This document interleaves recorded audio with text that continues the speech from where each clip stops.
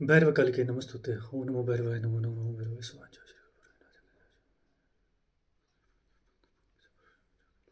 जय माँ, जय माँ, जय माँ, जय माँ।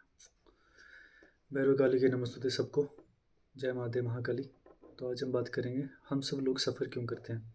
सफरिंग मतलब एनीथिंग जो हम नहीं चाहते कि हमारे साथ हो, चाहे वो फिजिकल हो सकती है, चाहे वो सिचुएशन में हो सकती है, चाहे वो इमोशनल हो सकती है, चाहे कुछ भी हो सकती है।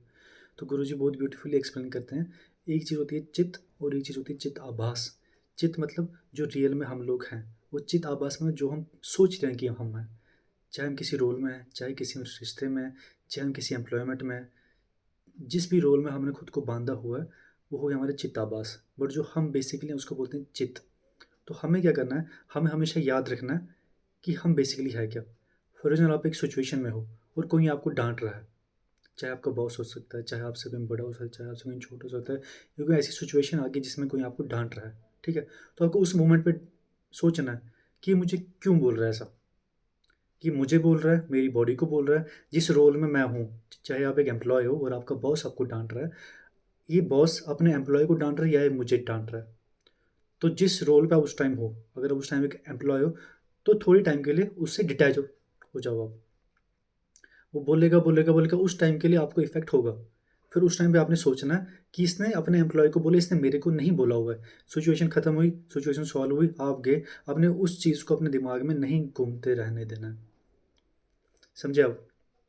ऐसे ही फॉर एग्जाम्पल कोई आपके बड़े हैं, वो आपको कुछ डांट रहे हैं, तो आपको सोचना है ये मुझे डांट रहा है क्योंकि मैं इनका बेटा हूँ। बट रियल में आप उनके बेटे हो क्या, आप तो इस जन्म में उनके बच्चे हो, है ना। तो उस रोल से आपको थोड़ी देर के लिए दूर हो जाना है।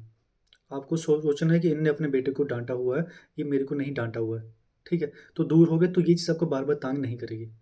तो लाइफ में जो भी सिचुएशन आपके सामने है, जो में सिचुएशन आप सफ़र हो रहे हो, जिस भी, चाहे कोई रीज़न हो, चाहे हेल्थ इश्यूज़ हो, चाहे कुछ भी हो, आइडेंटिफाई कर रहे हो अपने आप के साथ, तो हेल्थ इश्यूज़ आपको तंग करेंगे। आइडेंटिफाई करो किसी रोल के साथ, तो हेल्थ तो आपको चीज़ें तंग करेंगी। जिस भी चीज़ से आप खुद को आइडेंटिफाई कर रहे हो, तो वो चीज़ आपको तंग करेंगे, ठीक है।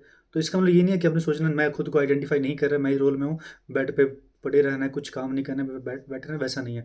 आपको आइडेंटिफाई करना है इस रोल के साथ, उस रोल को 100% अपने एफर्ट से निभाना है।